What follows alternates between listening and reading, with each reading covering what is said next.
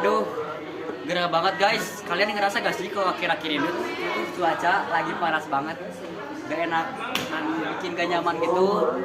Apalagi kalau di dalam ruangan, emang bikin gak nyaman guys. Dan setelah diteliti, itu tuh penyebab dari adanya global warming. Apa itu global warming? Jadi apa sih global warming itu? Global warming adalah fenomena di mana meningkatnya suhu rata-rata bumi yang diakibatkan oleh penumpukan gas rumah kaca. Yang mana gas-gas rumah kaca ini sebagian besar berasal dari aktivitas manusia dan dapat menyebabkan perubahan iklim serta dampak bagi lingkungan yang serius.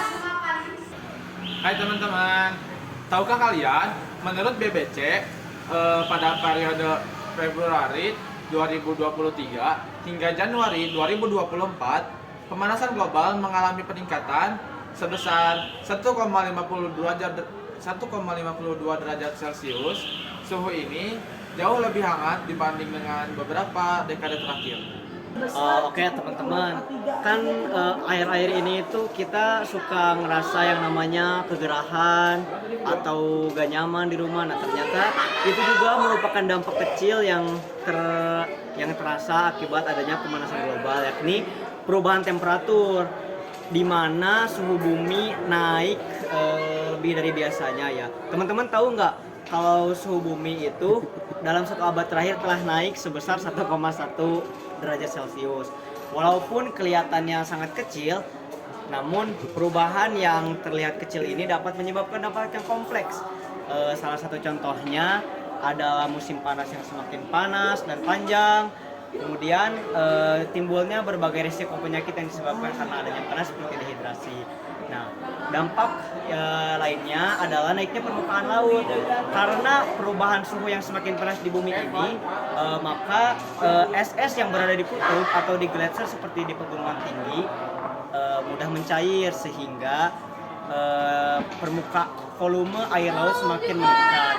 Yang mana ini menyebabkan resiko terjadinya atau tenggelamnya wilayah-wilayah atau pulau-pulau di pesisir dan mulainya kepunahan hewan-hewan yang habitatnya berada di kutub. Nah, yang ketiga, dampak dari global warming ini adalah banyaknya terjadi bencana alam.